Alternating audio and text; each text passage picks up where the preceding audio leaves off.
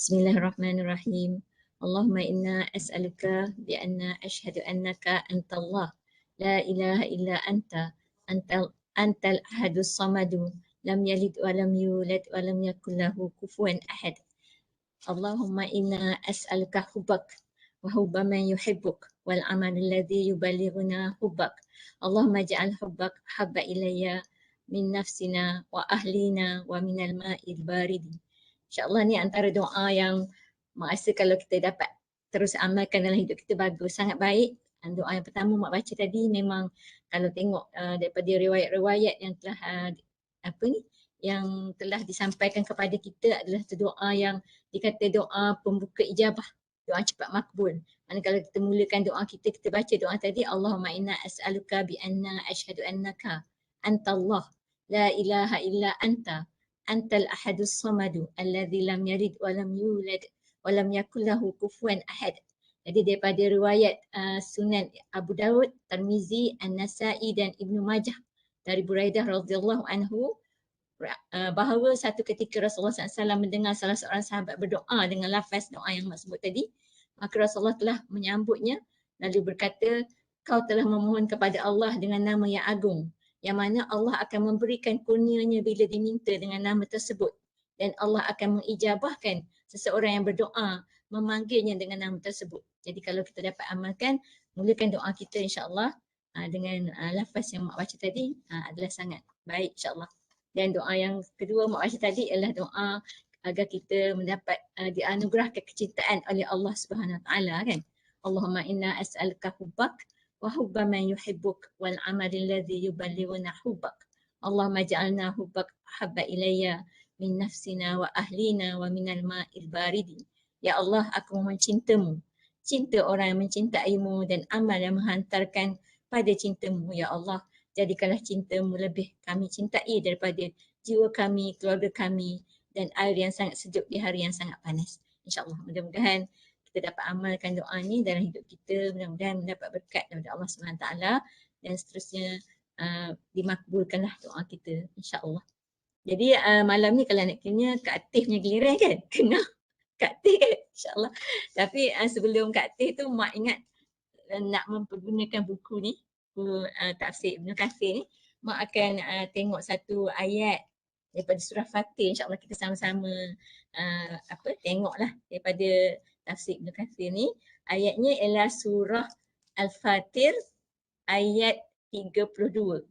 Kalau ikut Quran Mak, muka surat 438. Surah Fatir ayat 32, muka surat 438. Jadi satu ayat ni insyaAllah Mak akan baca. Nanti kita tengok tafsir dia. A'udzubillahi minasyaitonirrajim. Bismillahirrahmanirrahim. Thumma awrathnal kitabal ladzina astafaina min ibadina wa minhum zalimun li nafsihi wa minhum muqtasid wa minhum sabiqun bil khairati biiznillah. Dzalika huwal fadlul kabir. Yang maksud dia, kemudian kitab itu kami wariskan kepada orang-orang yang kami pilih di antara hamba-hamba kami. Lalu di antara mereka ada yang menganiaya diri mereka sendiri, dan di antara mereka ada yang pertengahan, dan di antara mereka ada pula yang lebih dulu berbuat kebaikan dengan izin Allah. Yang demikian itu adalah kurniaan yang amat besar di sisi Allah SWT. Jadi kalau daripada tafsir yang Mak dengar juga dalam YouTube ni dan juga daripada buku yang begini, buku tafsir Ibn Kathir ni. Jadi kat sini dia kata ayat permulaan tu, summa awrathnal kitabal ladzina astafaina min ibadina, maka sesungguhnya kemudian kami wariskan kitab itu, kitab kami itu iaitu Al-Quran, kami wariskan kepada orang yang kami pilih di antara hamba-hamba kami.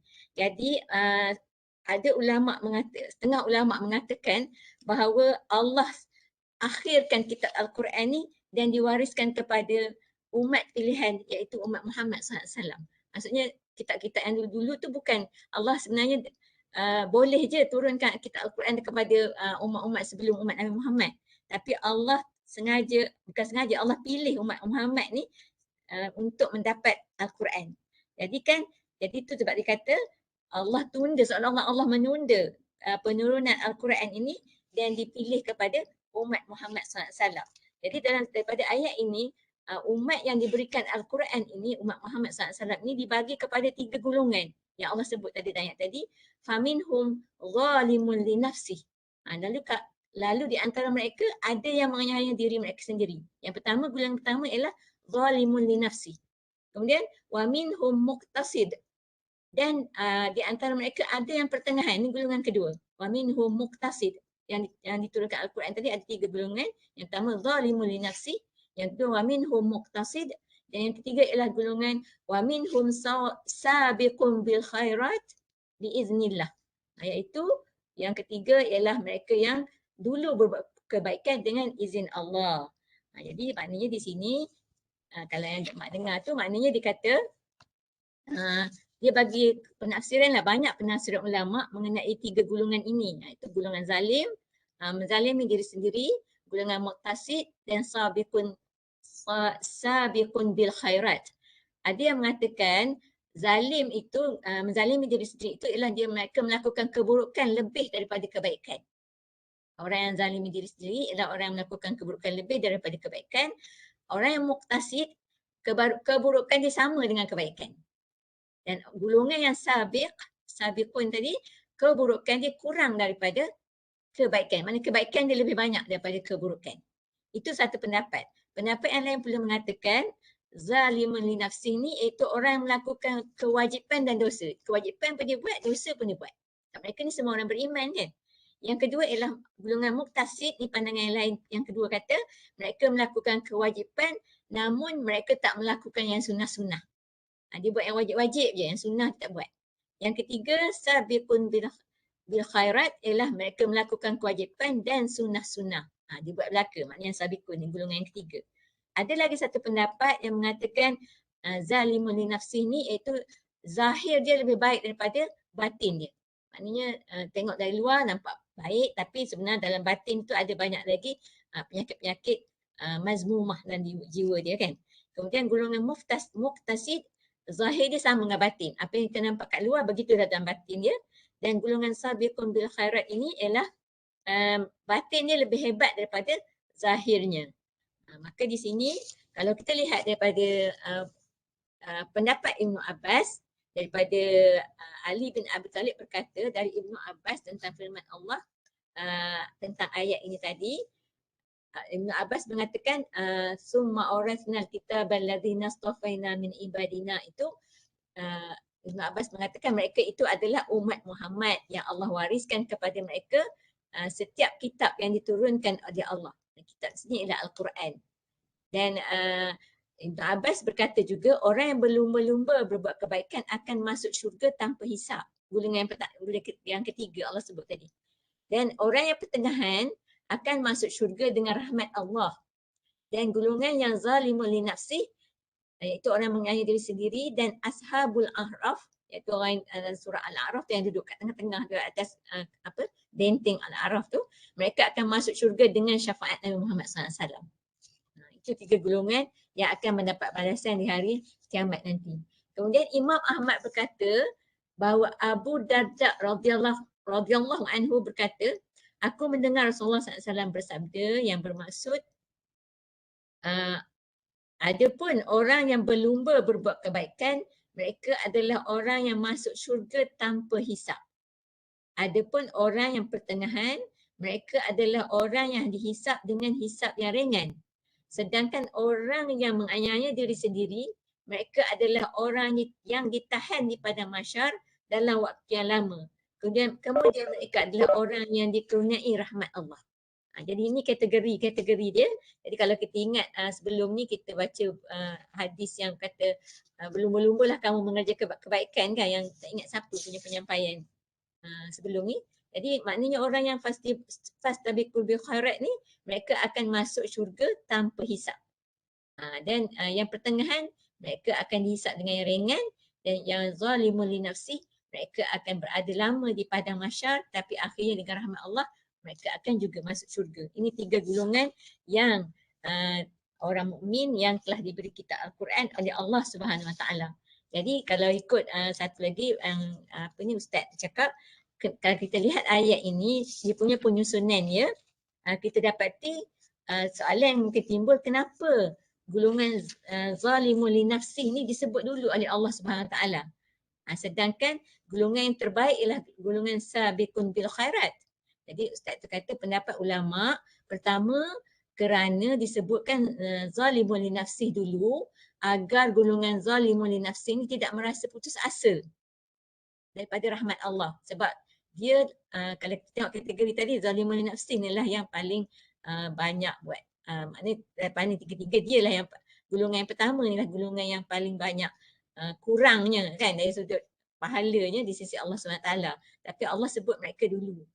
Jadi kemudian Allah sebut sabiqun li nafsi ni, sabiqun li nafsi ni kemudian dan di samping itu disebut juga biiznillah, kerana Allah tak nak golongan sabiqun li nafsi ni ujub, merasa ujub, sebab mereka mampu melaksanakan segala kebaikan itu adalah dengan biiznillah, dengan izin Allah. Jadi mereka beramal soleh, mereka buat segala kebaikan. Dan kalau tengok kategori-kategori tadi, kita tengok yang mereka hebat dari sudut batin, mereka hebat, kebaikan mereka banyak dibandingkan keburukan. Semua itu dengan izin Allah. Sebab tu Allah sebut kat sini, sabiqun bil khairat biiznillah. Okay. Sebab tu dikata ulama tak nak golongan sabiqun bil khairat ini merasa ujub akan balasan yang diterima dari sisi Allah Subhanahu Taala. Kemudian sebab yang kedua, dia kata Allah sebut golongan zalimun li nafsin dahulu kerana golongan inilah yang paling ramai. Model dia kata yang paling banyak modelnya berbanding dengan golongan muqtasid yang jarang-jarang dan golongan sabiqul bil khairat lagi jarang. Dalam golongan orang beriman ini yang paling banyak ialah yang zalimun li nafsi. Sebab tu Nabi pun ajar kita kan berdoa supaya kita minta dengan Allah supaya kita ni jangan termasuk golongan, kita ni banyak melakukan, bukan jangan termasuk, kita banyak melakukan kezaliman terhadap diri kita sendiri. Memang itulah kelemahan kita sebagai manusia. Tapi di sini Allah menunjukkan kepada kita juga sebagai umat Nabi Muhammad bahawa rahmat Allah itu luas, sangat luas, dan golongan zalimun li nafsi ini juga diberi perhatian oleh Allah dan memberi harapan kepada golongan zalimun li nafsi bahawa satu hari mereka ini adalah di antara golongan yang terpilih oleh Allah. Sebab ada 3 golongan terpilih tadi kan. Walaupun banyak melakukan kesalahan tapi tetap dipilih oleh Allah dan nanti akhirnya diadili oleh Allah dan dirahmati oleh Allah sehingga mendapat balasan syurga. Cuma cepat atau lambat, itulah beza dia.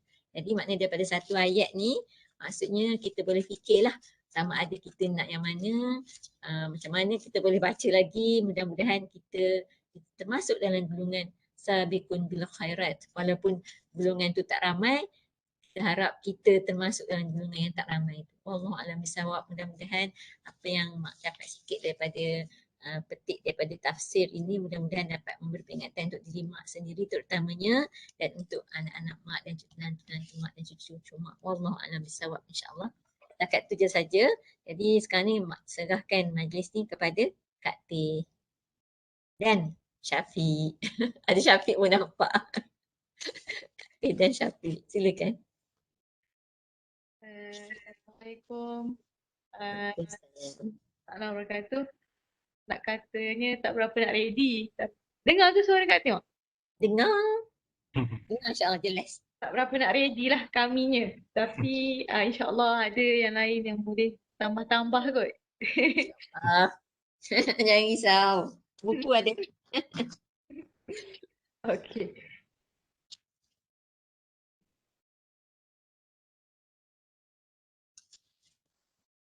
Tapi buat tajuk yang tu kan, tajuk 15 kan, buat 15. Itulah tapi sikit sangat kan. Bacalah juga sikit-sikit yang 16 tu tapi tak tahulah. Mak pun perasan. Tengok tadi, ada 3 hadis saja. 3 tak, 3 hadis je. Sikit je. Sikit. Tak apalah, kita bacalah yang 16 tu terus, insyaAllah. Assalamualaikum warahmatullahi wabarakatuh. Waalaikumsalam. Hari ini bahagian Kak Teh dan Syafiq lah untuk bab 15. Tajuk menjaga amalan. Okay. Kalau Allah Ta'ala, alam ya'ni lillazina amanu an takhsha'a qulubuhum li dzikrillah wa ma nazala minal haqqi wa la yakunu kallazina utul kitab min qablu fatala alaihimul amadu faqasat qulubuhum. Allah Ta'ala berfirman, belumkah datang waktunya bagi orang-orang yang beriman untuk tunduk hati mereka mengingati Allah dan kepada kebenaran yang telah turun, iaitu kepada mereka, dan janganlah mereka seperti orang-orang yang sebelumnya yang telah diturunkan Alkitab kepadanya, kemudian berlalulah masa yang panjang atas mereka, lalu hati mereka menjadi keras. Surah Al-Hadid ayat ke-57 lah. Ayat ke-16. Kalau tengok dari ayat ni, orang-orang yang terdahulu yang dimaksudkan dalam ayat ni adalah orang-orang Yahudi dan Nasrani lah. Okay? Yang mana Allah bertanya lah kan. Ayat ni lebih kepada macam Allah bertanya kepada orang-orang yang beriman. Okay? Orang yang beriman ni macam bagaimana hatimu? Bagaimana hatimu bila mendengar orang berpesan kebaikan kepadamu? Okay? Dan Allah juga berpesan daripada ayat ni, jangan jadi seperti orang-orang yang terdahulu. Yang mana orang-orang yang terdahulu tu apabila mereka tukar ayat-ayat Allah, okay, mereka tidak beramal dan tidak beriman kepada Allah. Maka hati mereka menjadi keras lah.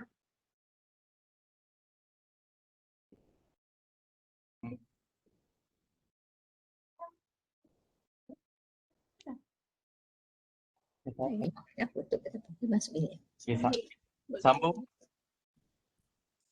Waqala ta'ala wa qaffayna bi'isa bin Maryam wa atainahu al-injila wa ja'alna fi qulubil ladzina ittaba'u ra'fatan wa rahmatan wa rahbaniyatan tad'uha ma katabnaha 'alaihim illa ibtigha'a ridwanillahi fama ra'awha haqqa ri'ayatiha. Allah Ta'ala berfirman, dan kami iringi pula dengan Isa putera Maryam, dan kami berikan kepadanya Injil, dan kami jadikan dalam hati orang-orang yang mengikutinya rasa santun dan kasih sayang. Dan mereka mengadakan rahbaniyah. Padahal kami tidak mewajibkannya kepada mereka, tetapi mereka sendirilah yang mengadakannya untuk mencari keredaan Allah. Lalu mereka tidak memeliharanya dengan pemeliharaan yang semestinya. Surah Al-Hadid ayat ke-27.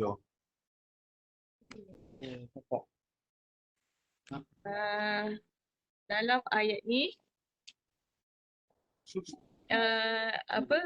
Allah berfirman tentang kisah Nabi Isa pada kaum Nabi Isa, yang mana pada mula-mula mereka baik lagi. Tapi bila Nabi Isa dah tak ada, bila Nabi Isa dah tak ada, maka mereka mula mengada-ngadakan rahbaniyah. Kalau ikutkan maksud rahbaniyah ni, maksudnya mereka tidak beristeri atau tidak bersuami dan mengurung diri dalam biara. Maksudnya mereka memang mengada-ngadakan apa yang tak sepatutnya lah kan, sehingga akhirnya dibinasakan kaum Nabi Isa ni.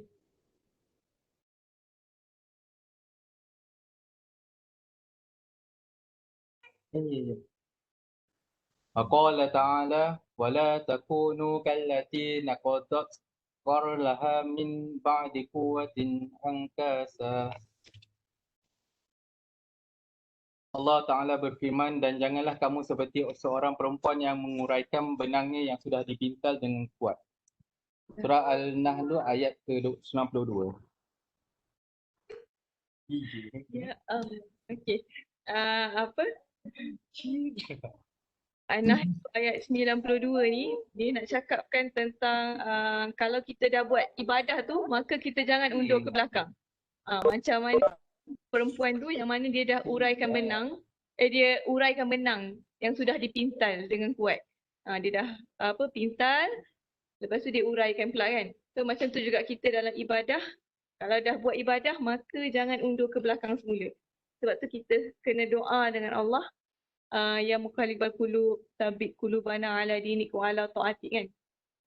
Supaya kita tak kembali semula ke belakang lah. Contohnya mungkin kita pernah mengamalkan solat duha pada waktu dulu, tapi sampai certain time sebab kesibukan yang amat sangat kita dah mula mengabaikan waktu duha tu ke contohnya.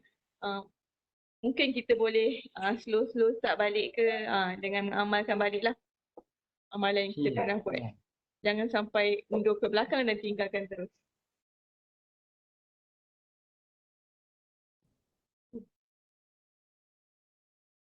Waqala ta'ala wa'bud rabbaka hatta ya'tiyakal yaqin. Surah Al-Hijr ayat ke-99. Allah Ta'ala berfirman, dan sembahlah Rabbmu sampai datang kepadamu yang diyakini, iaitu ajal.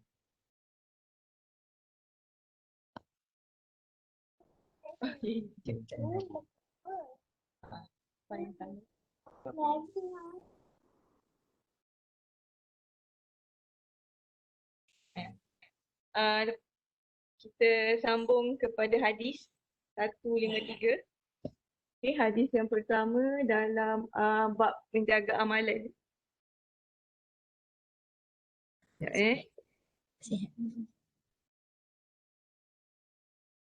Hadis 153 dari Umar bin Khattab.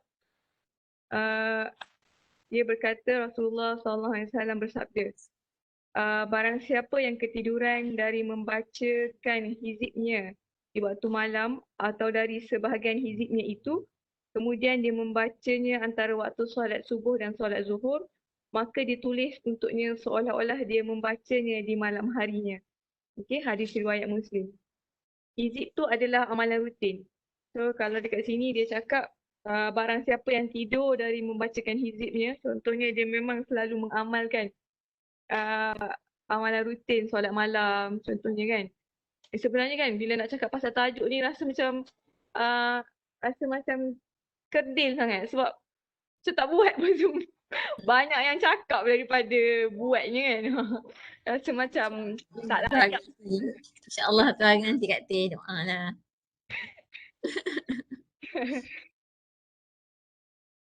Kita ada niat kan nak buat tu, insyaAllah Allah mudahkan. Kita ada niat. Okay, so kalau hadis 153 ni dia nak cakap tentang orang yang amalan rutin dia biasa bangun solat malam. Tapi ada satu hari tu dia tak bangun, okay? Dia tak bangun lah. Maka dia diganti di antara waktu solat subuh dan solat zuhur. Okay? Bila diganti ni, maka pahalanya adalah sama. Pahala yang dia dapat tu adalah sama. Contoh juga amalan yang rutin lah kan. Contohnya kalau kita selalu baca mak surat lepas subuh kan. Tapi tak sempat. Hari tu kita sibuk sangat contohnya. Tak sempat. Tak apa, kita boleh baca lepas zuhur. Pahalanya insyaAllah adalah sama kan. Kita boleh qada balik. Kesimpulan daripada hadis 153 ni.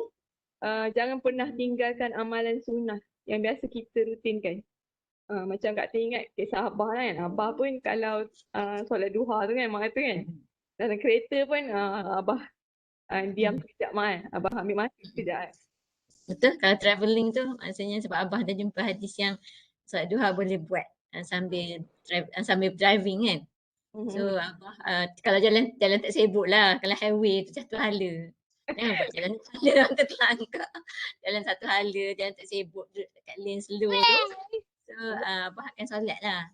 Kan, insyaAllah tak boleh. Ya, Assalamualaikum Talha. Talha dah sihat? Oh, buku baru. Masya-Allah. Kita dengar Mak Teh cakap ya. Okay, Mak Teh cakap dulu kan nanti kita cakap dengan Talha.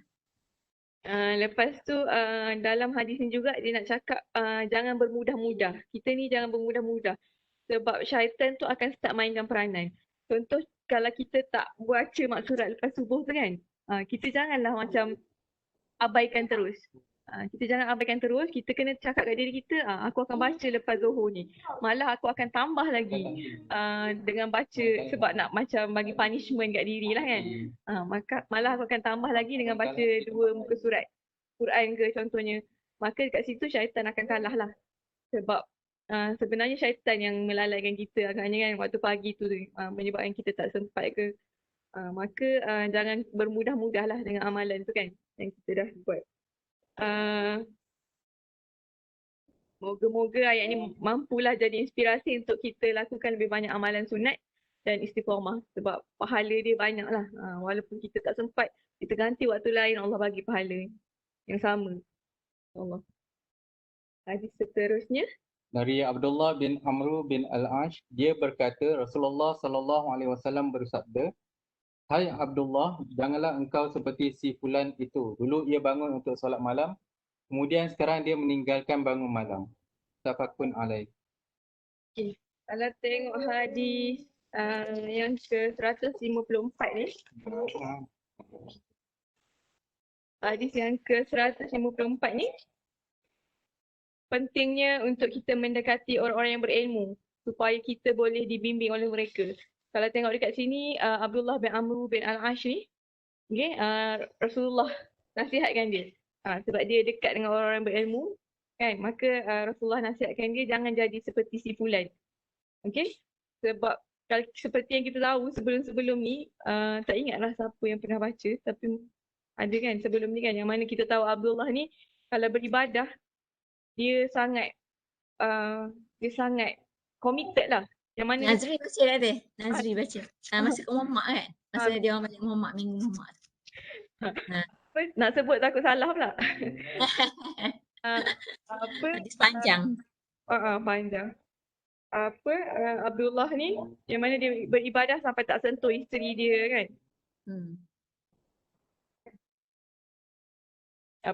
Malam pula digunakan untuk menghatamkan Al-Quran.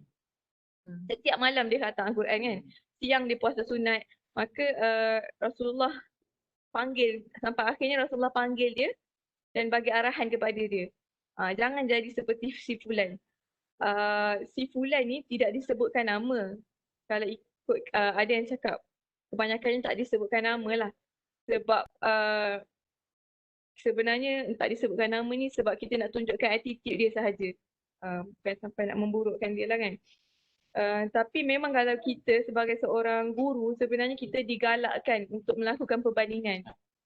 Perbandingan ni bukanlah untuk kita jatuhkan orang tu, tapi kita sebagai manusia ni memang suka untuk ambil seseorang sebagai contoh. Memang naluri fitrah kita lah. Fitrah kita untuk suka untuk ambil seseorang jadi contoh kan.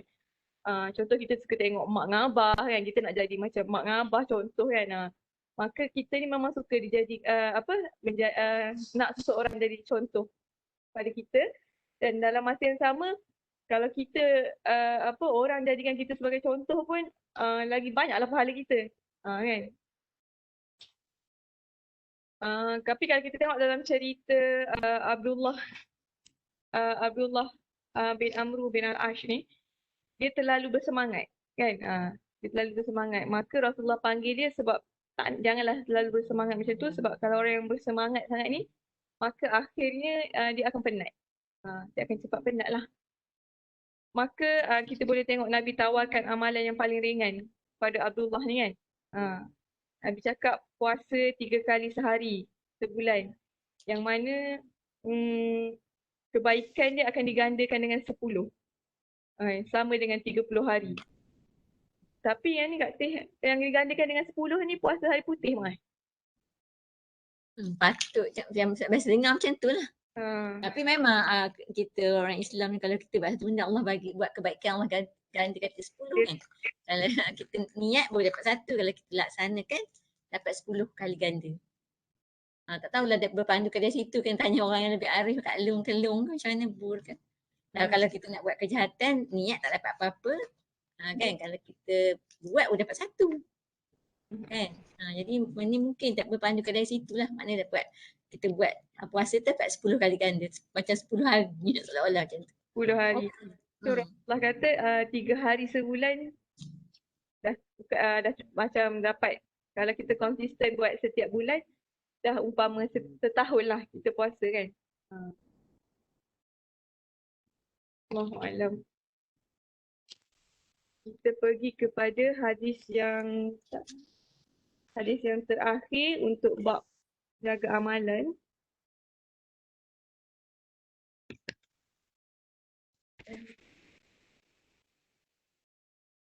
Hadis yang ke-155 dari Aisyah radhiyallahu anha, dia berkata, adalah Rasulullah SAW apabila terlewat solat malamnya baik kerana sakit maupun sebab yang lainnya, maka beliau mengerjakan solat sunat di waktu siang sebanyak 12 rakaat. Okay. Dari hadis 155 ni, kalau kita tahu Rasulullah ni seorang yang telah diampunkan berdosa dia. Okay? Tapi dia baginda tidak pernah tinggal pun solat malam. Malah kalau Nabi tinggal solat malam tu atas sebarang alasan, maka Nabi akan mengganti pada siang harinya. Okay? Itulah antara hadis-hadis untuk bab yang ke-15 ni. Menjaga amalan. Mungkin ada yang nak tambah ke?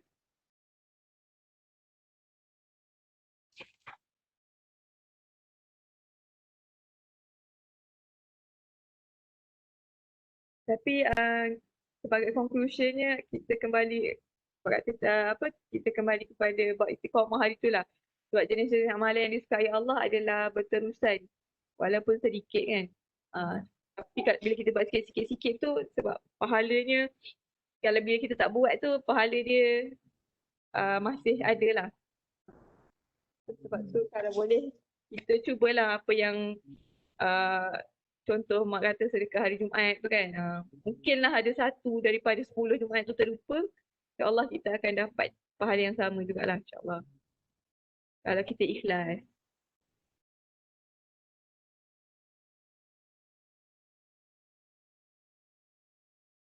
Tak teringat tak mak teringat yang Nazri buat minggu lepas tu, tidak berlebihan dalam ketaatan tu.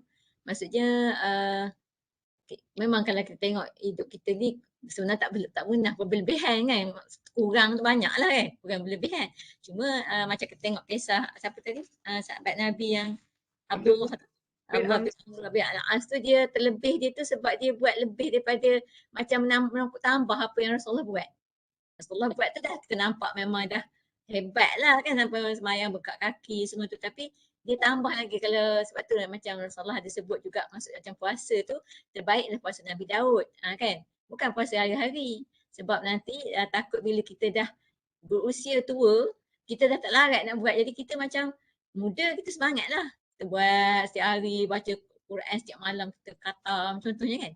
Tapi bila kita dah tua, kita dah tak mampu buat, jadi kita macam menurun pula amalan kita tu. Rasulullah tak nak lah sampai ke peringkat macam tu. Jadi biar kita buat ikut kemampuan kita, tapi jangan kurang lah, jangan tak buat langsung. Macam tu kan. Maknanya kita, sebab tu dia kata betul lah, maknanya istiqomah itu is the best solution lah. Kan. Buat sikit tapi berterusan, insyaAllah. Kita ada fasa kehidupan kita kan, jadi pada awal tu kita buat sikit, tambah sikit lagi, insyaAllah. Macam tu. Alhamdulillah.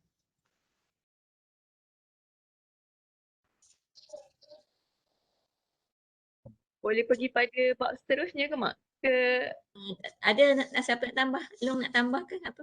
Nak yang bab sikit tadi, 3 hadis tu.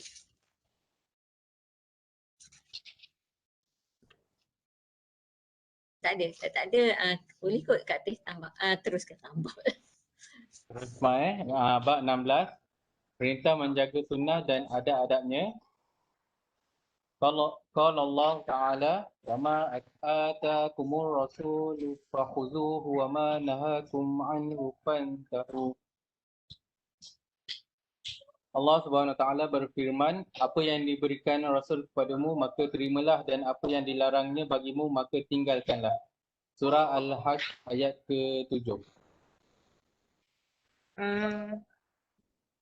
Bab ini adalah berkaitan dengan perintah menjaga sunnah dan adab-adabnya. Okay. Sebagai setiap orang yang beriman tu, dia wajib berpegang dengan sunnah Rasulullah SAW. Sunnah tu adalah sesuatu yang disandarkan kepada Nabi. Okay, tak kisahlah dari sudut baik melalui kata-kata baginda, perbuatan atau takrir. Takrir ni adalah persetujuan ataupun akuan baginda. Nabi tengok sahabat-sahabat buat tapi Nabi diam ataupun Nabi tak larang. Okay? So menurut ahli fiqh, sunnah ni adalah perbuatan yang dianjur untuk dilakukan. Diberi pahala jika dilakukan dan tidak diseksa jika ditinggalkan. Kita tak akan diseksa kalau kita tinggalkan, tapi kita rugilah sebab kita tak dapat pahala. Alif tak. Daripada ayat yang Syafiq baca tadi, surah Al-Hajj ayat 7.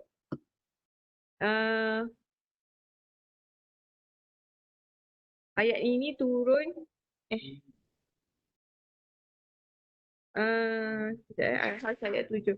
Apa yang diberikan Rasul kepadamu, maka terimalah. Dan apa yang dilarang bagimu, maka tinggalkanlah. Ayat ini turun ketika perang Bani Nadir. Okay, yang mana mereka kelompok orang-orang Yahudi yang awalnya damai dengan Nabi. Tapi akhirnya mereka khianat. Okay, maka mereka diusir. Maka berlakulah perang.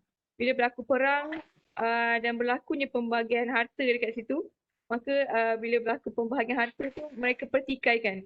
Mereka pertikaikan apa yang Nabi punya keputusan lah. Maka Allah turunkan ayat ini sebab sepatutnya bila kita disuruh tu, terima je. Kan? Apa yang Nabi Nabi larang tu tinggal. Contohnya kalau kita kan, kalau macam kita banyak kat kedai mamak kan, kalau orang kata roti canai tu siap. Macam tu lah sepatutnya kita ni. Terima arahan je, okey. Boleh. Macam tu lah kan. Bila diajak solat sepatutnya kita, okey sekarang. Patutnya bila dengar azan tu, terus. Macam tu lah sepatutnya kita kan. Punya akhlak lah sepatutnya. Cuma ayat ini cuma ayat ini perlu diikat dengan hadis Nabi yang mana jika aku suruh maka buatlah takat yang kamu mampu. Itu adalah hadis ni diikat, ayat Quran ni diikat dengan hadis Nabi yang itulah sebenarnya. Yang jika aku suruh maka buatlah pada takat yang kamu mampu. Jika aku larang maka memang tinggalkan teruslah. Sebab Nabi tahu kemampuan umat dia ni berbeza. Macam kisah Abdullah bin Amr bin Al-As lah kan. Yang mana akhirnya Rasulullah panggil dia. Dan itulah kot.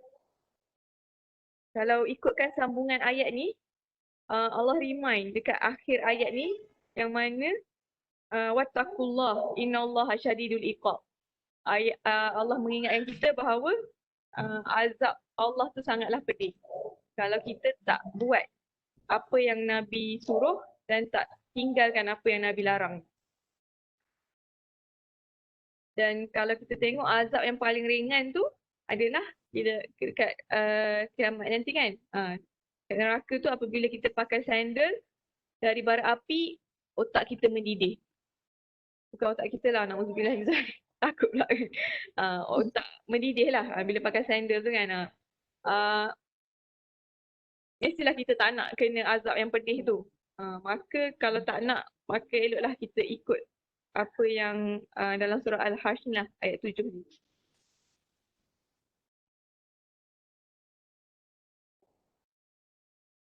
وقال تعالى وما ينطق عن الهوى إن هو إلا وحي يوحى. Surah An-Najm ayat 3 hingga 4. Allah Subhanahu Wa Taala berfirman, dan tiadalah yang diucapkannya itu Al-Quran menurut kemahuan hawa nafsunya. Ucapannya itu tiada lain hanyalah wahyu yang diwahyukan kepadanya.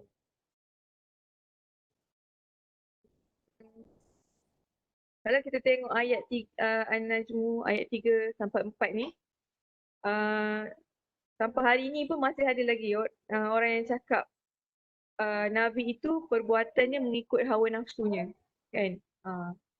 Contohnya Nabi kahwin ramai, kan? Ada lagi yang masih cakap-cakap yang sebenarnya Nabi tu apa yang dia buat tu adalah mengikut hawa nafsunya.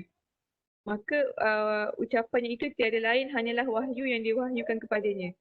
Sedangkan apa yang Rasulullah buat tu tak ada lain kecuali yang diwahyukan kepada baginda lah. Uh, sedangkan kita tahu kalau Nabi nak jawab certain soalan pun dia akan tunggu jawapan dari Allah melalui Jibril. Contohnya ada ketika di mana sahabat bertanya, adakah dosa orang yang mati syahid tu diampunkan semuanya?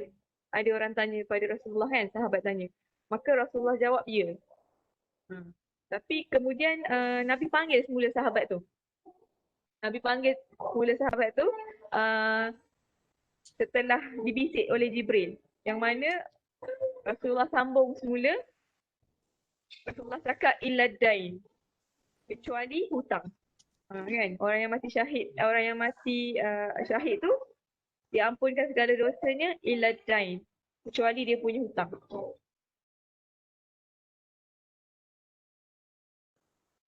Maka sudah tentulah apa yang Rasulullah sampaikan, apa Rasulullah buat tu, apa yang diucapkan bukanlah menurut hawa nafsu baginda, kan, tapi adalah sesuatu yang diwahyukan daripada Allah.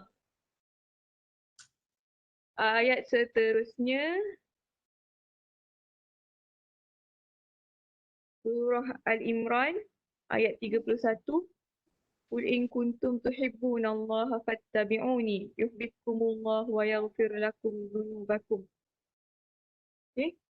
Yang mana ayat ini bermaksud, katakanlah jika kamu benar-benar mencintai Allah, maka ikutilah aku Rasulullah SAW. Nescaya Allah mengasihimu dan mengampuni dosa-dosamu. Okey. Ayat ini dikenali sebagai ayat ujian. Ujian kepada kita lah. Jika kamu benar-benar mencintai Allah, kan, maka ikutilah aku. Ini Rasulullah SAW. Mengaku tu satu benda yang mudah. Kan? Mengaku tu kita mengaku kita ni cintakan Allah. Mudah je. Kan? Contoh kalau kalau kita dekat airport, kan. Contoh kalau dekat airport, lepas tu ada dua beg yang sama. Kan? Ada dua beg yang tak sama pun, ada beg yang lebih cantik dari beg kita. Maka orang tu tanya, ni beg awak ke? Mudah je untuk kita mengaku, kan. Sesuatu yang lebih baik, lebih cantik tu kita punya. Maka untuk mengaku tu benda yang mudah sebenarnya. Tapi pengakuan itu perlulah diikuti dengan bukti. Perlulah diikuti dengan bukti. Apa bukti kita cinta Allah? Maka bukti kita cinta Allah ni adalah mengikut sunnah Nabi. Itulah tanda kita, bukti kita cinta kepada Allah, kan. Dan ikuti Rasul tu bukanlah mudah. Nak ikuti Rasul tu sebenarnya bukanlah sangat mudah. Itu yang dikatakan tadi, ayat ni adalah ayat ujian lah. Yang mana kita perlukan pengorbanan. Kita perlukan pengorbanan. Sometimes mungkin, kadang-kadang mungkin orang tu sampai perlu korbankan dia punya tempat kerja. Contohnya, kan. Kalau bos dia suruh buat benda-benda yang bukan, yang melanggar syariat contohnya. Sampai tahap itulah dia kena berkorban kalau betul dia cintakan Allah. Kita pergi kepada ayat seterusnya, Al-Ahzab ayat 21.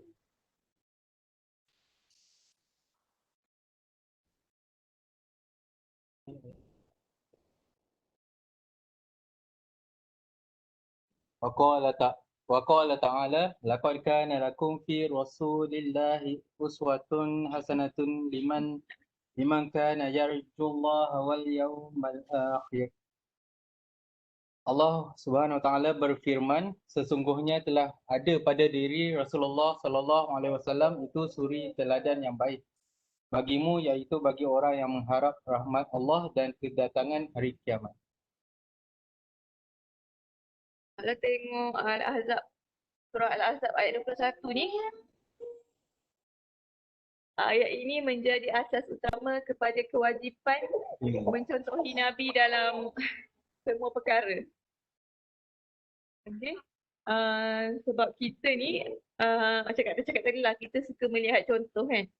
Kita suka nak tengok contoh. Kalau dulu orang dulu kening tebal ni malu.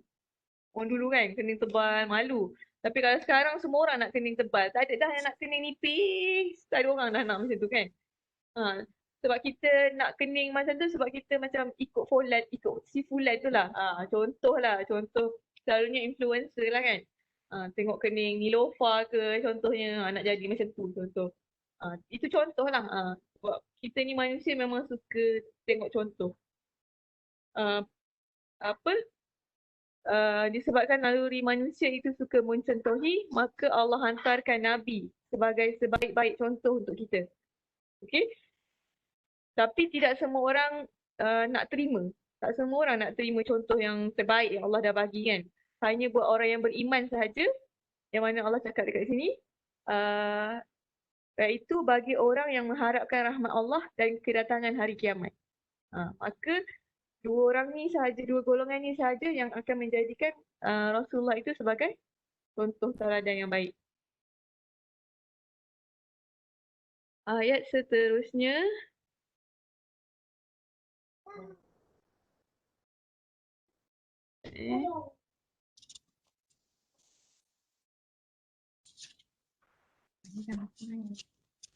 Ayat seterusnya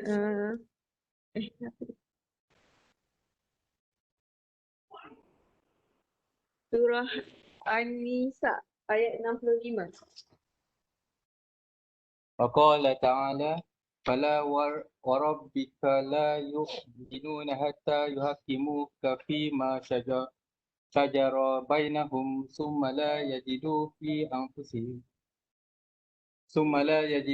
anfusihim harajan mimma qadaita wa yusallimu taslima.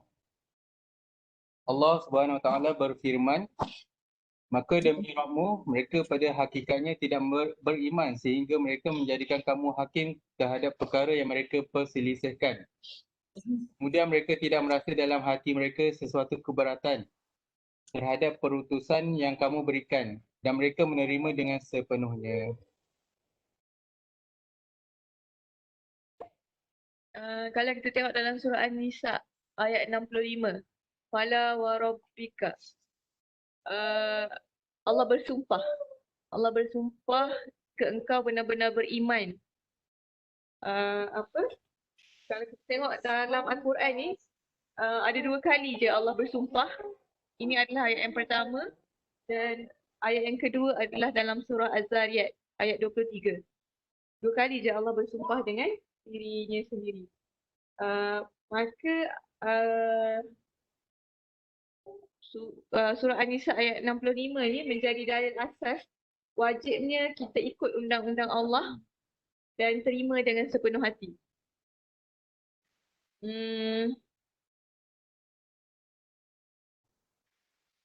Dan tak boleh ada perasaan berat dengan keputusan Nabi. Kita haruslah mutlak bila terima keputusan yang Nabi tetapkan. Kemudian mereka tidak merasa dalam hati mereka sesuatu keberatan terhadap keputusan yang kamu berikan. Dan mereka menerima dengan sepenuhnya. Contohnya dalam pembahagian harta lah. Contohnya dalam pembahagian harta, Allah cakap yang lelaki tu lebih kan. Anak lelaki tu lebih. Mesti ada sebabnya. Kita tak boleh pun nak petikai kan. Kenapa lebih kan? Kenapa yang perempuan dapat kurang? Tak boleh. Sebab Allah dah tahu dah di sebaliknya tu kan. Apa hikmah yang kita mungkin nampak, itulah sebab lelaki dia akan tanggung ramai anak-anak kan. Itu hikmah yang kita nampak saja. Sedangkan banyak lagi benda lain yang Allah tak tunjukkan pada kita kan. Kenapa Allah tetapkan sampai macam tu. So kita tak boleh nak petikan kan apa yang Allah dah tetapkan lah. Kita pergi kepada ayat seterusnya, surah An-Nisa juga. Ayat 59. Waqala ta'ala fa'in tanaza'tum fi syai'in faruddu ila Allah wa rasul. Allah Subhanahu Wa Taala berfirman, kemudian jika kamu berlainan pendapat tentang sesuatu, maka kembalikanlah ia kepada Allah, iaitu kepada ayat Al-Quran dan Rasul, iaitu dengan sunnahnya. Surah An-Nisa ayat 59.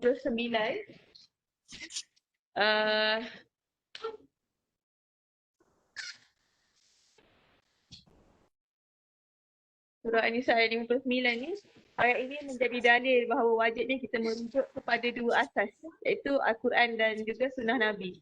Sebab ada golongan yang anti sunnah ni, dia hanya ambil Al-Quran saja kan. Tapi kalau ikutkan kat sini pun, dalam Al-Quran sendiri pun dah setakat dah. Bukan setakat tengok Al-Quran, tapi kena juga tengok sunnah Nabi itu sendiri. So ayat ini memang sebenarnya dalil yang kuat lah untuk kita. Tapi tak guna pun kita nak berdebat dengan anti sunnah ni kan. Tapi sebenarnya inilah dalam Quran tu dah ada dah ayat-ayat untuk bagilah kepada orang yang anti sunnah. Kalau kita tengok dekat ayat ni,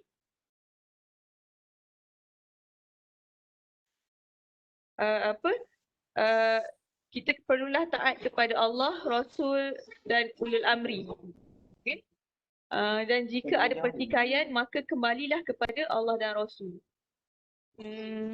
Jika kalian beriman. Okay?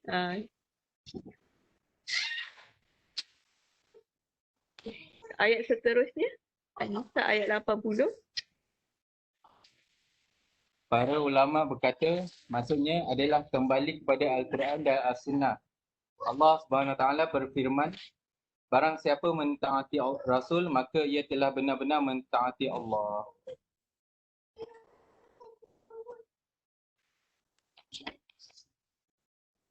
Kalau surah An-Nisa ayat 80 ni, tadilah samalah juga kan, dia nak menjawab kepada golongan anti sunnah tu, yang mana kita sebagai orang yang beriman jangan jadikan golongan anti sunnah tu sebagai beban. Okay, tak perlu kita uruskan mereka, kita hanya perlu sampaikan dan selebihnya kita serahkan kepada Allah lah. Okay, ayat seterusnya surah Al-Syu'ara ayat 52. Wa innaka la tahdi ila siratim mustaqim siratillah.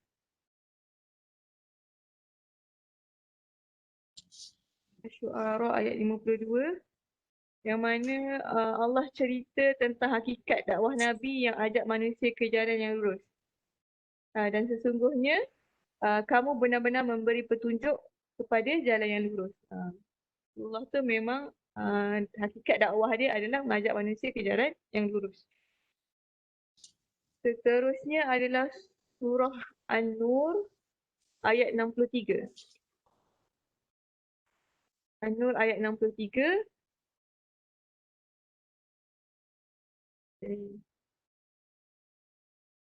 فَلْيَحْذَرِ الَّذِينَ يُخَالِفُونَ عَنْ أَمْرِهِ أَنْ تُصِيبَهُمْ فِتْنَةٌ أَوْ يُصِيبَهُمْ عَذَابٌ أَلِيمٌ. Yang mana Allah Ta'ala berfirman, hendaklah orang-orang yang menyalahi perintah Rasul takut akan ditimpa cubaan, yakni kesyirikan, atau ditimpa azab yang pedih. Maksud daripada ayat ni, okay, Allah berfirman, maka hendaklah orang-orang yang menyalahi ataupun menyimpang daripada perintah Allah tu takut kepada dua benda. Iaitu pertama, takut kepada fitnah. Okay? Fitnah yang ditunjukkan kat sini adalah kekafiran. Takut menjadi kafir. Dan yang kedua, takut ditimpa azab yang pedih. Okay? Maka sebab itu janganlah kita menyimpang daripada perintah Allah.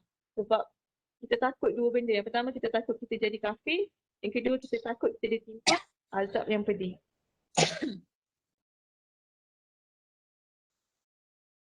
Dan ayat yang terakhir. Ayat yang terakhir untuk bab yang ke-16 ni, ayat Quran yang terakhir, perintah menjaga sunnah dan adab-adabnya, adalah surah Al-Ahzab ayat 34. Wadhkurna ma yutla fi buyutikunna min ayatillahi wal hikmah. Yang mana Allah Ta'ala berfirman, dan ingatlah apa yang dibacakan di rumahmu dari ayat-ayat Allah dan hikmah. iaitu sunnah Nabi Nuh. Kalau ikutkan surah Al-Ahzab ayat 34 ni, dia adalah perintah kepada isteri-isteri Nabi. Okay? Sebab ada yang sunnah ni yang dalam rumah, yang mana orang lain tak nampak. Yang nampak hanyalah isteri-isteri Nabi yang tak dipublishkan kepada orang lain lah kan. Contohnya cara Rasulullah makan ke, contohnya kan. Ada yang isteri-isteri baginda sahaja yang nampak. Maka Allah perintahkan kepada isteri-isteri baginda ni untuk ingat dan sampaikan kepada yang lain dalam hadis.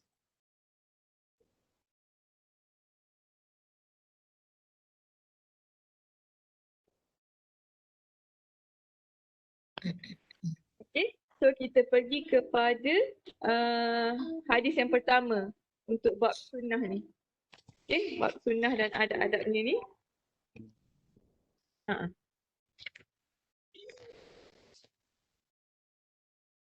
156 pertama dari Abu Hurairah radhiyallahu anhu dari Nabi SAW, beliau bersabda, tinggalkanlah apa yang saya tinggalkan untuk kalian kerana sesungguhnya sebab yang telah menghancurkan orang-orang sebelum kalian adalah banyak bertanya dan mereka selalu menyelisihi nabi-nabi mereka. Apabila saya melarang kalian dari sesuatu, maka jauhilah ia, dan apabila saya memerintahkan kalian kepada sesuatu, maka kerjakanlah semampu kalian. Muttafaqun alaih. Daripada hadis 156 ni, dia nak cakap tentang sunnah tu seperti kapal Nabi Nuh. Seperti dalam kapal Nabi Nuh. Siapa yang naik, dia akan selamat dari banjir. Tapi siapa yang tak naik, maka tenggelamlah mereka. Macam tu juga sunnah Nabi ni. Siapa yang ikut, dia akan selamat lah. Okay. Contoh, kenapa Nabi pesan sebegini kepada kita? Sebab sebenarnya Nabi memang sangat cintakan umat-umatnya lah. Sampai Nabi, ada yang Nabi tak kerjakan. Sebab Nabi takut benda tu akhirnya nanti jadi sunnah lah kan. Yang mana umat-umat dia kena ikut. Sampai tahap tu kan Nabi cintakan kita.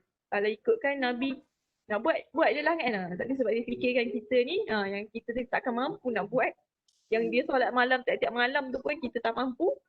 Kan. Lagilah pula kalau dia buat lagi yang lain. Tak ingat hari tu mak ke tak ingat lah siapa sampaikan kan yang Nabi habiskan surah Al-Baqarah, lepas tu surah Ali Imran pula kan untuk solat malam baginda. Betapa panjangnya sampai tak tidur ke Nabi ni kan. Tapi kalau kita tengok dalam hadis 156 ni, dia bercakap tentang orang-orang yang terdahulu. Yang mana mereka suka orang-orang suka bertanya Nabi, mereka selalu menyelisihi nabi-nabi mereka. Okey? Bertanya hal-hal yang tidak perlu. Contohnya dalam surah Al-Baqarah, yang mana Nabi Musa, kaum Nabi Musa kan, apabila dua kabilah ni bergaduh tentang mayat yang tak tahu siapa bunuh. Maka Allah cakap, sembelih ke Baqarah dan ambil salah satu daripada tubuhnya, daripada anggota badan Baqarah tu, dan pukul pada orang yang meninggal tu. Bila pukul pada orang yang meninggal tu, nanti orang yang meninggal tu akan bangun dan bagi tahu siapa yang bunuh. Dari kabilah mana yang bunuh. Tapi mereka tak percaya. Mereka rasa macam mereka ni diperbodohkan ke kan? Maka mereka tanya lagi soalan yang lain. Mereka tanya kan, mereka tanya warna apa, muda ke tua. So, bila kita tanya, sebenarnya banyak lagi benda lain yang akan menyusahkan kita. Maka sebab tu Nabi kata, apabila Nabi suruh tu buat je. Kan? Apabila saya larang tu, maka jauhilah. Tapi bila Nabi suruh tu, kita buat tapi semampu kita. Jangan tanya lagi dan tanya lagi kan. Sebab kalau ikutkan para sahabat saat dia minta panjangkan janggut dan nipiskan kumis, tak ada yang tanya kenapa. Semua buat je. Buat je. Sebab patuh pada arahan Nabi tu kan. Begitulah sepatutnya adab kita dengan apa yang Nabi suruh lah. Dan ada ketika Nabi cakap Allah wajibkan ke atas muhaji. sahabat tanya, ada seorang sahabat ni dia pergi tanya, adakah setiap tahun? Ui, naya kan kalau Nabi cakap ya kan. Tapi ketika tu Nabi jawab, Nabi marah sebenarnya. Ketika tu Nabi marah uh, dan sebab kalau Nabi jawab ya pun belum tentu kita mampu lakukan. Sekali pun tak tahulah bila kan. InsyaAllah kalau ada rezeki kan. Semua orang nak pergi. Tapi itulah sahabat Nabi tu pergi tanya pula, adakah setiap tahun? Memang takkan mampu pun kita untuk pergi setiap tahun kan. Kalau dia menjadi kewajipan kepada kita. Kita pergi kepada hadis yang kedua, 157. Tadi Abu Najih Al-Irbad bin Sa'id radhiyallahu anhu dia berkata Rasulullah sallallahu alaihi wasallam memberi nasihat kepada kami dengan sebuah nasihat yang mengesankan sekali. Nasihat yang menjadikan hati kami bergetar dan air mata bercucuran.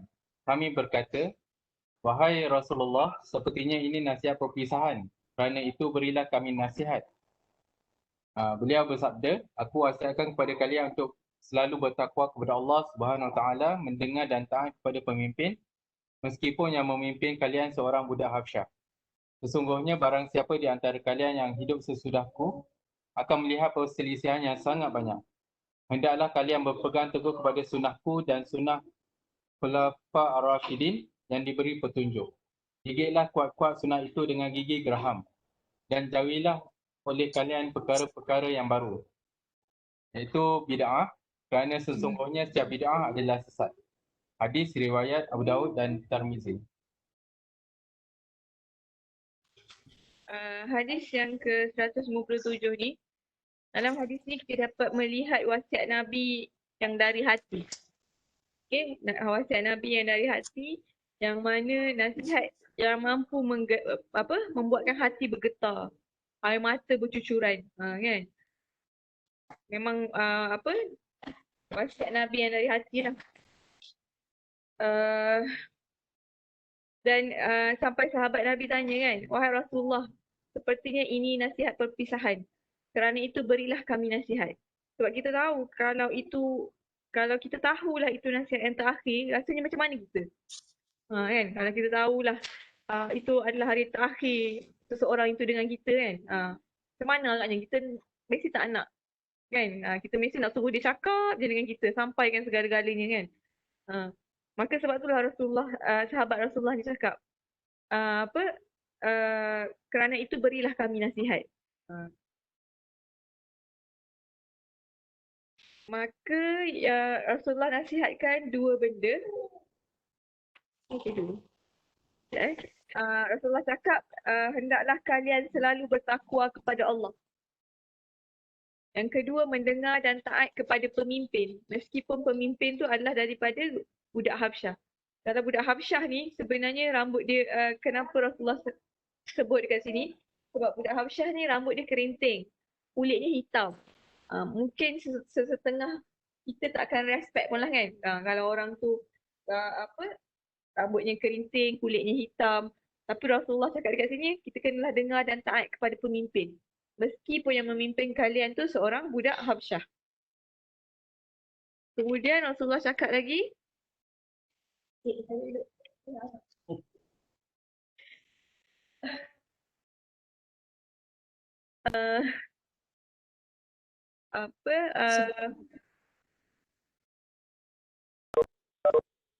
maka Rasulullah cakap lagi, sambung lagi daripada ayat ini, sesungguhnya barang siapa di antara kalian yang hidup sesudahku akan melihat perselisihan yang sangat banyak. Okay? Kalau kita tengok sekarang ni memang berlakunya bukan sekarang je. Even zaman Rasulullah dulu pun. Bila Sayyidina Abu Bakar dah ganti pula dengan Sayyidina Abu Bakar, Umar, Sayyidina Uthman kan. Even zaman Sayyidina Uthman pun pun dah ada dah. Golongan-golongan ni lah. Maksudnya perselisihan faham perselisihan ni. Sebab bila terbunuhnya Sayyidina Uthman, kemudian naiknya Sayyidina Ali kan. Masa tu adanya golongan Khawarij yang mana kononnya nak bela Sayyidina Uthman. Kemudian adanya masa golongan Sayyidina Ali tu adanya Syiah kan. Kalau kita tengok sekarang ni adanya liberal kan. Orang yang membuat agama ikut suka-suka hati mereka kan. Yang mana ikut nafsu mereka lah. Maka Tapi Rasulullah dah sediakan solusinya. Kan, untuk perselisihan yang berlaku ni, Rasulullah kata hendaklah kalian berpegang teguh dengan sunnahku.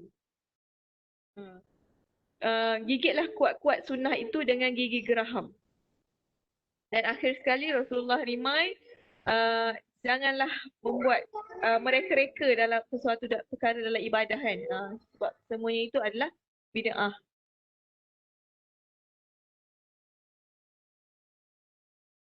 Okay ke ada yang nak tambah ke Mak? Mak nak tambah. Acu lah, Acu nak tambah kot. Tak ada. Closing kan? Nak teruskan ke? Boleh teruskan? Bagi peluang dulu kot siapa-siapa nak tambah dulu. Okay. Kita rehat sekejap. Okay.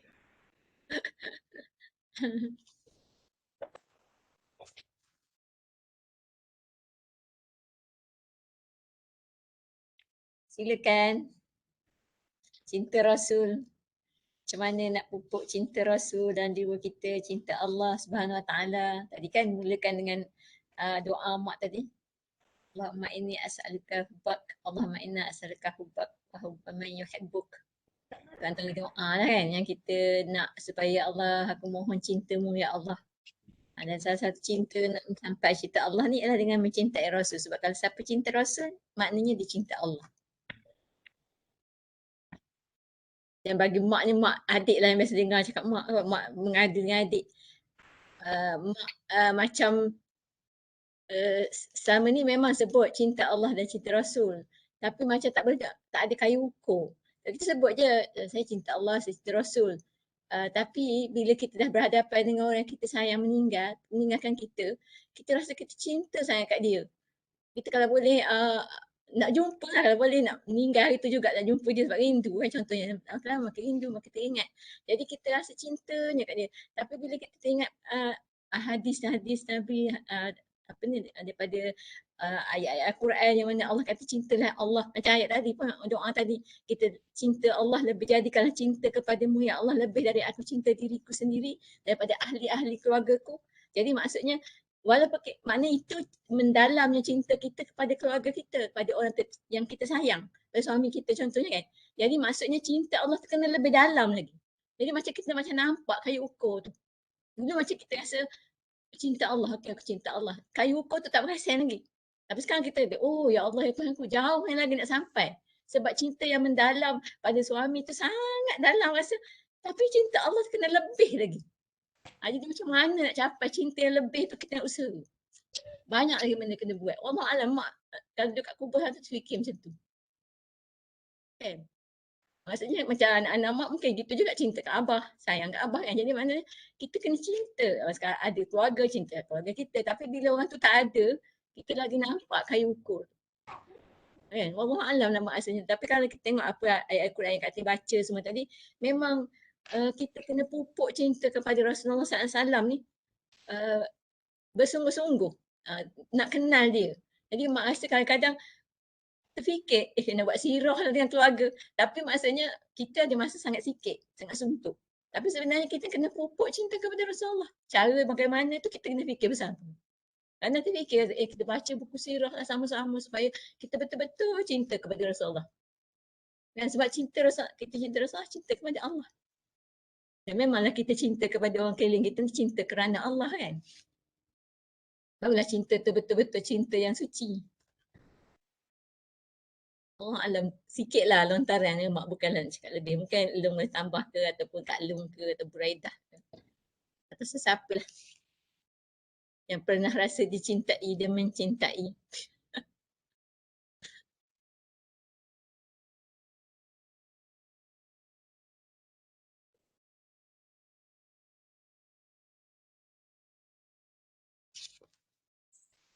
Kakaknya macam tadi.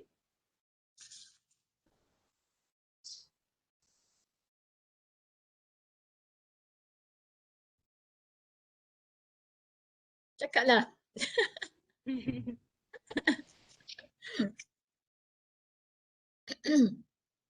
Kak Teh faham juga bila mak Kak Teh balik itu pun mak ada cakap juga tentang ni. Tapi itulah macam mana tu kan. Macam mana kita nak cakap kita tu sayang, sebab kita mestilah nak berada di syurga yang sama dengan orang yang kita cintai kan. So kenalah menanam rasa cinta kepada Rasulullah supaya kita berada di level di syurga yang sama lah. Walaupun macam tak logik je kan, macam takkan tercapai, bukanlah takkan tercapai. So tak logik lah sebab kita punya amalan tu jauh sangat dengan Nabi kan. Tak tahu jugalah jawapan. Kod long tahu ke? nak tanam rasa cinta tu rasanya kena kenal lah kod Nabi kan. Kena kenal, baca dia punya sunnah-sunnah dia lebih lagi. Bukan setakat dalam hadis ni je kan. Yang kita kena tambah-tambah lebih lagi rasanya. Itulah apa nak cerita pasal cinta Nabi pun rasa tak layak lah nak cerita pasal apa panggil tentang cintaan Nabi sallallahu alaihi wasallam ni, sebab kita pun jauh lagi daripada apa yang sepatutnya lah. Yang macam Mak sebut tadi, kayu ukur dia tu rasanya kita bukan setakat dengan ahli keluarga kita, dengan diri kita sendiri, dengan apa yang kita panggil apa yang ada sekeliling kita tu, kita rasa macam uh, kalau orang cinta ni macam Mak kata, dia bersedia untuk lepaskan semua benda tu untuk menuju untuk pergi kepada orang yang dicintai tu. Masa apa yang ada sekeliling dia tu tak ada harga lah. Dia rasa teringat-ingat, bersedia nak pergi jumpa dengan orang yang dicintai tu. Tapi maknanya daripada situ pun kita panggil apa, kita rasa kita tak belum lagi lah kan. Maksudnya kita rasa bila nak jumpa Allah ke nak jumpa Rasulullah tu, kita rasa macam ada lagi benda lain yang kita nak kita nak pegang dari segi dalam apa kita panggil nak cari dalam benda yang membentuk keduniaan ni. Jadi maknanya benda-benda tu yang sebenarnya dia bermula daripada kita panggil apa, sekecil-kecil ibadah lah. Contoh sebelum kita sampai kepada kita bersedia nak jumpa Allah tu, maksudnya yang paling asas sekali kita tengok dengan kita punya ibadah kita, solat kita lah kan. 5 kali sehari tu pun kita dah rasa macam kadang-kadang rasa malas dah nak pergi, orang kata apa, nak tinggal, bukan malas kan, kita rasa nak siapkan kerja kita dulu, nak siapkan urusan family kita dulu, baru kita nak fikir nak jumpa Allah. Kat situ pun dah nampak dah 5 kali sehari tu kita dah sebenarnya indikator dah untuk kita ni, kata kita ni sayang, kita ni betul-betul sayang Allah dan Rasulnya, ataupun sebenarnya banyak lagi yang cinta dunia lah yang kita panggil apa, yang merantai jiwa kita. Cuma ada satu benda yang jarang kita ketengahkan dalam cara kita nak memupuk kasih sayang kita pada Rasulullah SAW. Kita dengar lah orang kata tak kenal maka tak cinta. Kemudian dari segi bacaan sirah, situ pun mungkin kita dah kurang lah. Tapi ada satu lagi yang penting yang disebut oleh Nabi SAW, iaitu ahli bait. Yang ni iaitu keturunan Rasulullah SAW yang masih ada dalam, kita panggil apa, dalam yang bersama kita di yang masih hidup dengan kita kata sezaman dengan kita lah. Jadi kita panggil apa, ahli keluarga Rasulullah SAW ni adalah orang yang paling, sebenarnya kalau kita tengok, orang yang paling kenal Rasulullah, yang paling ada pertawatan hati dengan Rasulullah adalah ahli keluarga dia sendiri. Jadi sebab itulah kalau kita tengok ahli keluarga Rasulullah yang sejati, yang sebenar lah. Sebab ramai juga yang mengaku ahli keluarga Rasulullah tapi sebenarnya yang kita panggil apa, bukan ahli keluarga yang sebenar, ataupun mereka yang tidak mengikut, dia mungkin ahli keluarga dari segi pertalian darah tapi tidak mengikut manhaj yang Rasulullah SAW letakkan, yang diwariskan kepada sepanjang generasi dia. Tapi kalau kita jumpa ahli bait yang menjaga manhaj Rasulullah SAW, bila kita dengar dia bercerita tentang Rasulullah, kita dengar dia bercerita tentang para sahabat, maka kita akan dapati benda tu penceritaan tu bukan semata-mata teori ataupun semata-mata tulisan di dalam kitab-kitab sirah lah. Kita akan dapati apa yang dicerita tentang Rasulullah SAW, tentang para sahabat adalah contoh yang hidup. Maksudnya kita kalau kita baca dalam kitab-kitab semata-mata kita tak nampak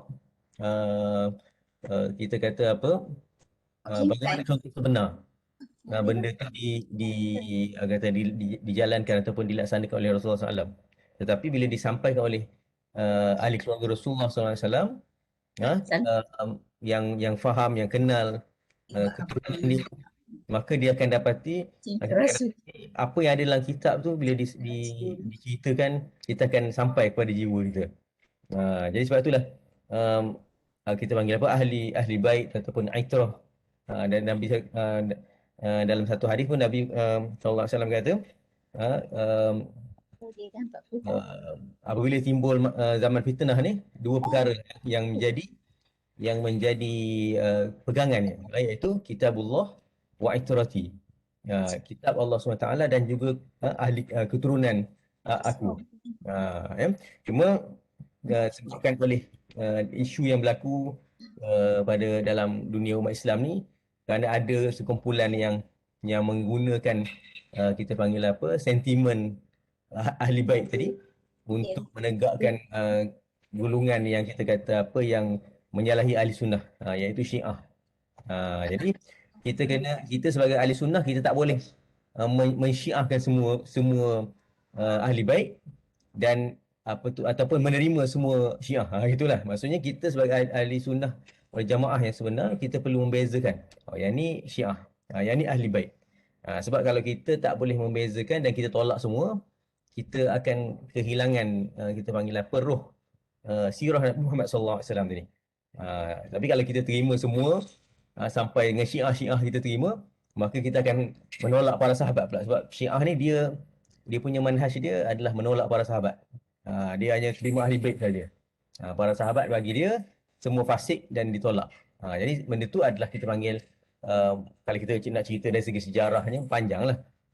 Cuma kita kena ada kita panggil apa, kena mengenal pasti siapakah yang ahli bait Rasulullah SAW yang sebenar dalam membawa manhaj ahli sunnah wal jamaah, dan siapakah yang mendakwa ahli sunnah, mendakwa sebagai ahli keluarga Rasulullah tapi sebenarnya dia membawa dakwah Syiah. So daripada situ kita akan dapat kalau kita boleh membezakan dan kita boleh mengambil manfaat daripada ahli keluarga Rasulullah SAW yang sebenar, maka kita akan dapati memang kecintaan. Kalau kita tak dapat cinta tu pun, kita akan nampak kecintaan tu pada diri mereka. Kita akan nampak kecintaan bagaimana mereka ni sentiasa beramal memuji-muji Rasulullah SAW, kita panggil apa, berselawat pada Rasulullah SAW. Maknanya sebab kalau kita katakan, kalau kita datuk kita sendiri Rasulullah SAW, maka kita akan rasa keterikatan jiwa.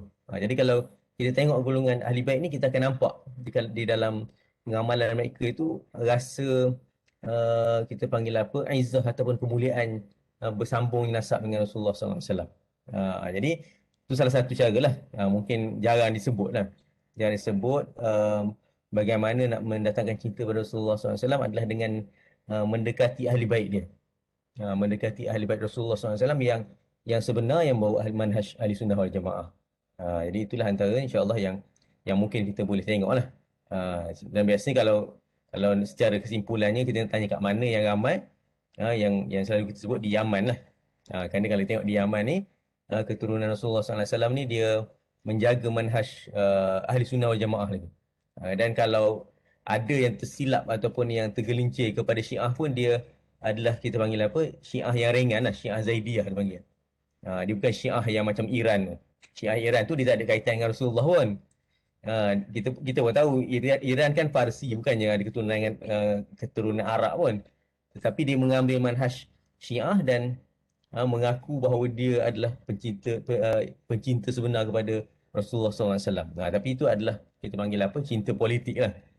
Maknanya dia nak menegakkan Syiah dia pun sandarkan kepada kecintaan Rasulullah. Hakikatnya dia sebenarnya bukan nak menyintai Rasulullah, tetapi dia nak menghapuskan ahli sunnah wal jamaah yang sebenar. Sebab tu kita kata kena ada ilmu juga dalam kita nak menyintai Rasulullah sallallahu alaihi wasallam lah. Ini itulah sedikit tambahan berkenaan tentang isu kecintaan kepada Rasulullah sallallahu alaihi wasallam. Waktu ada tambahan sikit lagi adalah berkenaan tentang sampai pada hadis yang berkaitan dengan bid'ah ni. Jadi disebut bid'ah ni dia panjang lah. Itu Long pernah explain jugalah kenaan tentang apa yang dimaksudkan dengan bid'ah ni. Jadi bid'ah ni dia adalah bincangan yang tak pernah kita panggil apa? Tak pernah putus lah sepanjang zaman. Kerana apa? Kerana persoalan bid'ah ni disebut dalam hadis ini dengan ancaman yang berat. Dia kata fa inna kulla bid'atin dhalalah. Dalam hadis lain wa kulla dhalalatin kulla muhdatsatin bid'ah wa kulla bid'atin dhalalah wa kulla dhalalatin finnar. Setiap benda baru adalah bid'ah dan setiap bid'ah adalah sesat dan setiap benda yang sesat dah jadi.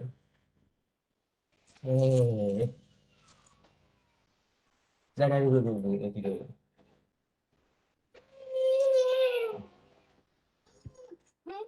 Tak nak bising lah, balik bercakap lah.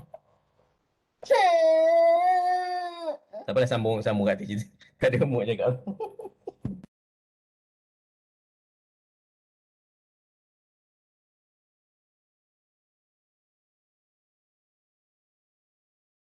Nak sambung lagi ke Mak?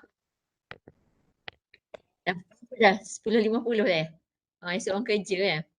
Itulah, Mak rasa kat setakat tu je. Kalau Long dapat explain tu boleh, kalau tidak kita berhenti setakat ni. Mak rasa insyaAllah. Sebabnya besok hari Senin kan. Nak kerja. Lambat sangat. Anak-anak nak siap semua. Long dah settle ke? Panggil Nashua pula. Tadi Long tak ada mula tu sebab dia kencing. Kat tengah rumah ni. Tu yang Long hilang masuk rumah pula tadi. Malu je orang ya. Kencing ya. Tapi tak apalah. Apa yang sana. Balik dia angkat dengan Wen. Balik cakap dengan Wen kejap. Baik, tengok macam Jadi secara kesimpulannya hadis ni kalau kita salah faham tentang bid'ah, kita akan jadi orang yang sangat mengingkari setiap perkara yang baru. Sedangkan bukan semua setiap perkara baru itu bid'ah. Walaupun dalam hadis tu dia sebut setiap muhdasat ataupun setiap benda yang direka baru adalah bid'ah. Tapi sebab itulah bincangan dalam berkenaan tentang ni dia perlu melihat daripada perkataan asal. Macam kita kata, Long pernah sebut itu bahawa bid'ah ni dia daripada perkataan badi'ah. Badi'ah ni maksudnya buat satu benda tanpa ada contoh. Kalau dia buat satu benda tanpa ada contoh, maksudnya contoh ni tanpa ada contoh ni maksudnya Nabi dengan Allah dengan Rasulullah tak pernah sebut langsung. Tiba-tiba kita bawa dalam sebagai amalan kita. Itu memang bid'ah lah. Sebab apa? Sebab dia kita panggil apa? Dia tidak ada satu contoh daripada Allah dan daripada Rasul. Tetapi kalau benda tu adalah disebut, contohnya memang datang daripada Allah, datang daripada Rasul, cuma kita mengkhaskan waktu, mengkhaskan kaedah, mengkhaskan ataupun menetapkan sendiri sebagai satu hizib tadi. Sebab tu yang istilah yang Kak Ati kata tadi, bahawa siapa yang terlepas daripada hizib dia tu, maka dia boleh, kita panggil apa, boleh ganti kan, macam hadis tadi kata. So maksudnya sebenarnya kalau kita mengkhususkan apa yang Allah dan Rasul dah sebut kepada diri kita, sebenarnya itu bukan bid'ah, itu adalah kita menjadikan amalan tersebut sebagai hizib kita. Sesuai dengan hadis yang Kak Ati sebut tadi. Jadi tidak timbul lah kalau kita buat amalan yang banyak tu bid'ah. Sebab apa? Sebab yang Nabi halang bukan sebab benda tu bid'ah. Nabi halang sebab takut kita tak mampu nak istiqamah. Kan? Macam yang dalam hadis yang sebelum ni, kalau kita letak satu benda yang berat, kita khawatir amalan kita semakin menurun dengan umur kita yang semakin bertambah. Dan sedangkan itu adalah bercanggah dengan apa yang Nabi nak. Nabi nak amalan sepatutnya semakin sama beristiqamah ataupun semakin meningkat. Jadi kalau kita tak faham tentang kaedah tu, kita akan cakap ataupun kita akan labelkan kepada orang yang meletakkan suatu amalan yang khusus untuk diri dia ataupun khusus untuk ahli keluarga dia ataupun khusus untuk satu masyarakat. Sebagai contohnya bacaan Yasin pada malam Jumaat kan. Kita akan label sebagai bid'ah. Sedangkan itu jauh daripada bid'ah. Itu bukan suatu bid'ah. Jadi sebab itulah benda ni satu benda yang besar. Sebab apa? Sebab bila kita label satu benda tu bid'ah, kita kena halang benda tu. Jadi dia tak ada istilah kalau kita kata benda tu yang bid'ah, kita biar je lah orang tu buat bid'ah. Sebab bid'ah mesti dihalang. Jadi sebab tu sebelum kita label satu benda tu bid'ah, kita kena faham apa amalan mana yang dimaksud dalam bid'ah. Amalan mana yang bukan termasuk dalam bid'ah. Silap faham tu, kita akan membawa satu yang istilah dia, kita akan bawa satu gerakan ataupun satu tindakan yang akan menyanggah semua benda. Semua benda salah, semua benda. Sedangkan tak termasuk pun dalam definisi yang Nabi kata kullu bid'atin dalalah tadi pun. Sebab apa kita sebut dah? Bid'ah tu sendiri satu benda yang tidak ada kaitan dengan apa yang Allah Ta'ala dan Rasul bawa. Tidak ada contoh langsung. Tapi kalau ada contoh, maka terus dia hilang definisi bid'ah. Jadi sebab itulah dalam satu hadis yang lain Nabi kata man ahdatsa fi amrina hadza ma laysa minhu. Barang siapa yang mereka-reka suatu benda yang tidak ada asal daripada agama. Yang itu yang dimaksud bid'ah. Tapi kalau direka satu benda ataupun dia menetapkan satu benda dan benda itu ada asal dengan agama, maka dia terkeluar daripada definisi bid'ah ni. Jadi sebab tu para ulama ni dia tak mudah-mudah melabelkan suatu benda tu bid'ah lah. Sebab apa? Sebab kalau setakat macam mengkhususkan bacaan Yasin pada malam Khamis, itu bukan bid'ah. Itu kita menjadikan hizib kita pada malam Jumaat, Khamis malam Jumaat adalah sebagai bacaan Yasin contohnya. Itu adalah termasuk dalam hadis lain. Dan itu tidak dilarang oleh Rasulullah SAW. So banyak lagi lah kita bincang amalan-amalan yang menjadi kita panggil apa, amalan masyarakat Islam. Jadi kalau kita tengok sebenarnya tidak ada satu percanggahan pun. Contoh Maulid Rasul. Dan ada kita panggil apa, sekadar nak bincang lah mungkin. Tak dalam berapa minit lagi buat ni satu ilmu baru jugalah untuk Long. Dan bila dibincang oleh kawan Long. Jadi dia bincang macam ni. Dia kata dalam agama ni kita kena bezakan dua perkara lah. Iaitu benda tu, adakah benda tu asal ataupun benda tu kesan. Atau benda panggil al-aslu ataupun al-athar. Nak faham macam mana, dia kata contoh kita menghormati ibu bapa. Menghormati ibu bapa tu asal. Jadi asal dia maksudnya amalan menghormati ibu bapa tu ada dalil dalam Quran, ada dalam hadis.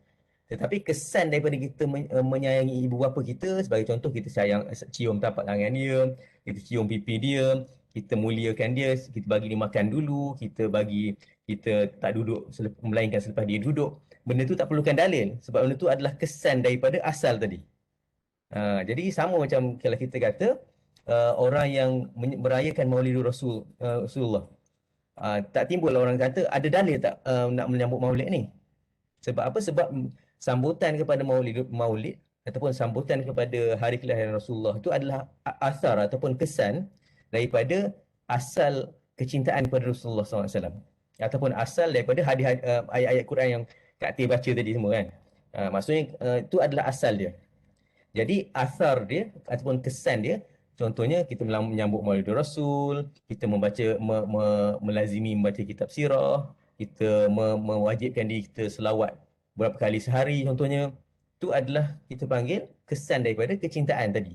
Jadi tak timbul lah kita kata mana dalil Maulid, mana dalil kita panggil baca kitab sirah ni, mana dalil kita nak kata apa, banyak lagi amal-amal lain yang sebenarnya ulama letak untuk supaya masyarakat kita ni buat satu kita panggil aktiviti yang membawa pada cinta Rasul. Mungkinlah kat situ ada orang yang buat amalan tapi tak cinta. Yang tu kita tak boleh nak paksa kan. Tapi sekurang-kurangnya mereka masih duduk dalam kebaikan. Jadi sebab tu isu ni satu isu yang perlu kita hadam dan faham supaya kita tak termasuk dalam kalangan orang yang melihat semua benda tu adalah bid'ah. Maknanya dia senang je, Nabi tak buat bid'ah. Sedangkan dia tidak, kaedah dia tak begitu. Kaedah dia bukan semuanya. Dan sebab apa? Sebab ada kaedah lain, Nabi tidak buat semua benda yang halal. Maknanya Nabi umur 63 tahun, 63, dan adakah Nabi nak perlu buat semua benda yang harus ni untuk mengatakan benda tu tidak bid'ah? Taklah kan? Sebab apa? Sebab selama mana benda tu adalah kita panggil apa? Tidak bercanggah dengan Al-Quran, tidak bercanggah dengan sunnah, maka kita katakan itu adalah benda yang diharuskan. Jadi tidak ada timbul benda tu adalah satu benda rekaan yang baru, yang bercanggah dengan Al-Quran dan hadis. Jadi insya-Allah mana itulah sedikit tambahanlah berkenaan tentang cinta Rasulullah. Sebab kalau kita faham benda ni maka kita tidak akan terlampau rigid ataupun terlampau sempit dalam memahami cinta pada Rasulullah ni. Sebab apa? Sebab cinta pada Rasulullah ni macam kita kata orang bercinta lah. Kita anggap kita tengok orang bercinta, cara dia nak melahirkan cinta dia tu berbeza-beza kan. Berbeza-beza. Jadi selagi mana tidak bercanggah dengan syarak, maka lahirkanlah kecintaan tersebut. Lahirkanlah kecintaan tersebut kepada Rasulullah ataupun kepada ibu bapa kita ataupun kepada ahli keluarga kita, tanpa perlu dalil. Sebab apa? Sebab itu adalah manifestasi cinta. Manifestasi cinta tu sendiri perlu dalil. Kan? Kita tak boleh cinta benda-benda yang dilarang oleh Allah, oleh Rasulullah. Tetapi kalau kita cinta apa yang Allah dan Rasul suruh ataupun Rasul benarkan, maka manifestasi itu kita boleh zahirkan selagi mana ia tidak bercanggah dengan apa yang disebut oleh Allah dan Rasul dalam Al-Quran dan hadis. Itu sedikit banyak tambahan. Wallahu a'lam. Ya, jazakallah khair Long. Jadi mak rasa memang perbincangan ni panjang lagi dan hadis dalam bab ni pun banyak lagi ni. Kita kat Tim sentuh beberapa hadis. Jadi mungkin untuk minggu akan datang insya-Allah dengan izin Allah kita boleh tanya lagi ataupun faham hadam lagi sebab mak rasa benda ni penting. Sebab ni adalah salah satu yang memang kita nak capai dan memang kita susah nak dapat kalau kita tak berapa faham kan insya-Allah. Jadi tapi untuk hari ni mak rasa dah pukul 11. Jadi mak rasa insya-Allah setakat ni dulu. Cuma untuk minggu depan kalau ikut gilirannya bur. Tapi adakah bur dengan keadaan Kak Lang dalam pantang sebab tu boleh ataupun bur nak pass ke orang lain dulu. Tu bur ada kan dalam ni? Bur ada. Nanti kena bincang semula lah siapa yang akan buat lepas ni. Kalau bur boleh silakan. Maknanya lepas ni bur akan sambung. Tapi kalau sekiranya bur rasa macam Kak Lang dalam pantang semua ada banyak benda lah yang perlu disettlekan, maka mungkin pas ke Faris lah insyaAllah. Kena bincang insyaAllah. Ya.